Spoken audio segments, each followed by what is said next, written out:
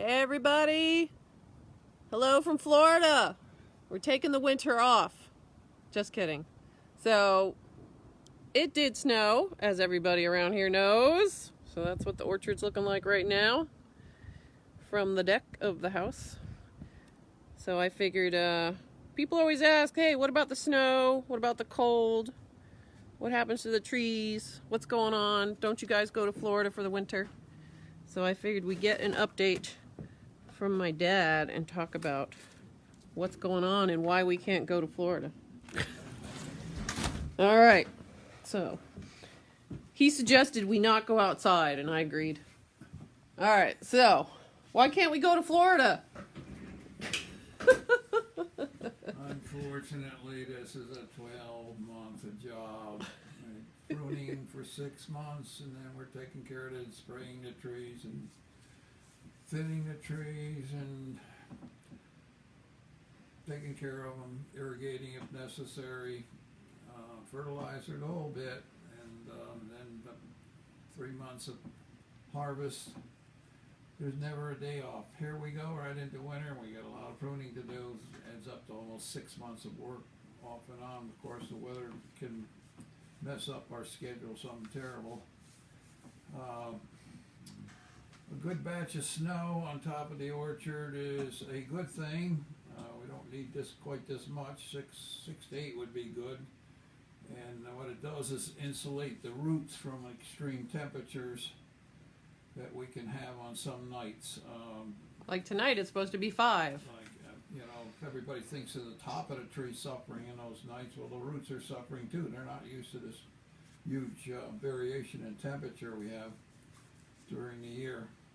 The bad thing about a lot of snow is it makes it really hard to get around the orchard. You have to walk around the trees to prune them and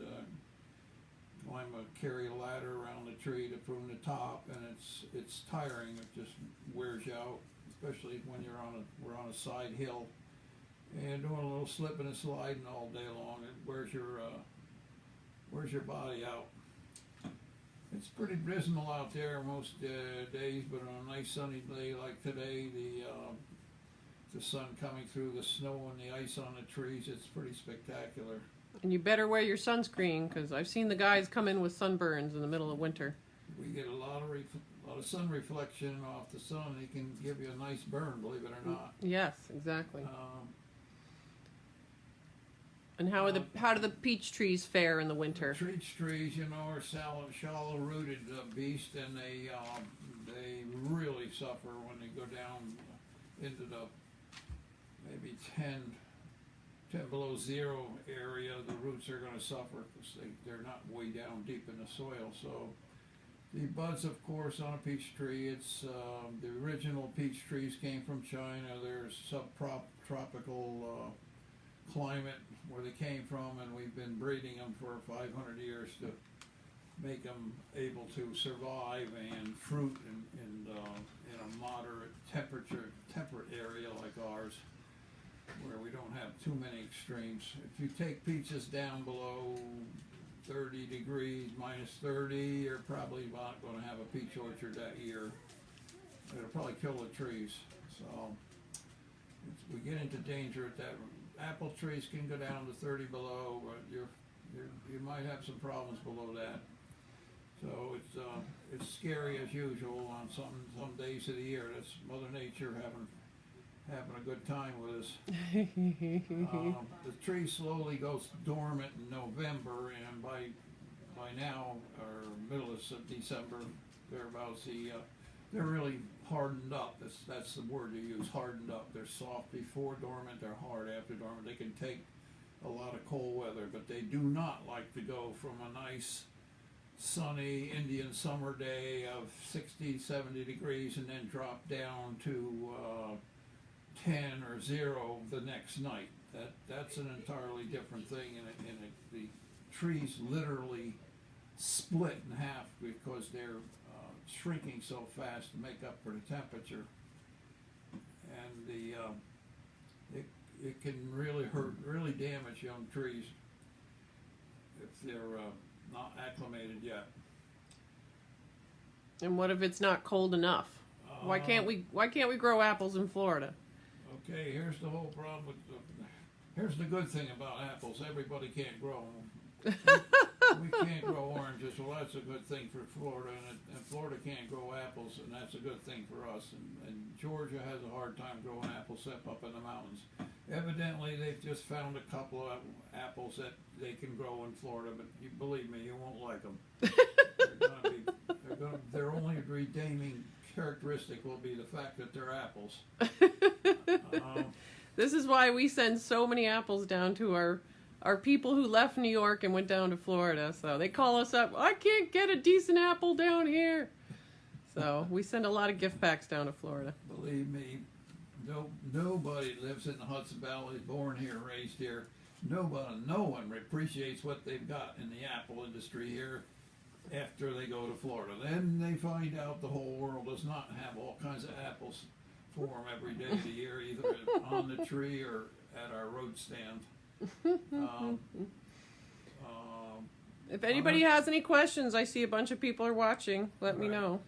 You know, another thing people ask me, if there's a heavy snowfall, will it hurt the trees? Well, that's not too smart a question, because we obviously have to build the tree, prune the tree to make a structure that can carry a 18-foot tree. It's 20 years old. That's got to carry a load of 800 pounds of apples, so I don't see how any amount of snow is going to hurt it. And the same tree is built for structure. It's built for taking heavy winds, and most of the winds we can handle, except in a hurricane, you might lose some trees. We actually just came across a crispin. How big was that crispin? Was it over 2 pounds? Yeah. We had one apple that was over 2 pounds. That's insane. That the tree could hang on to that apple on the little stem. So that was fun. You might say the trees use the winter to get a rest. However, to be a functioning apple tree, it must be dormant. It isn't a choice of things. It's pretty hard to grow apples below North Carolina.